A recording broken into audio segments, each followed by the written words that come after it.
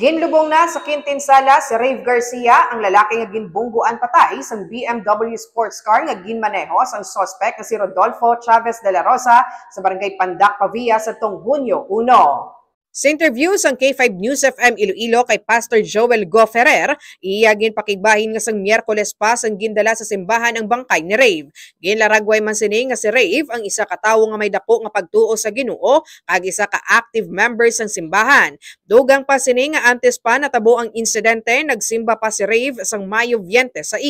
Naibaluan nga alauna kaina sang hapon sang nag-umpisa ang funeral services, kag alas 3 ang hapon naman sang ginlubong si Rave sa Quintinsala Public Cemetery. Ini si K5 Karen Badilla para sa Kampiyon nga Balita, Serbisyo Publiko kag Kalingawan sa Iloilo. K5 News FM.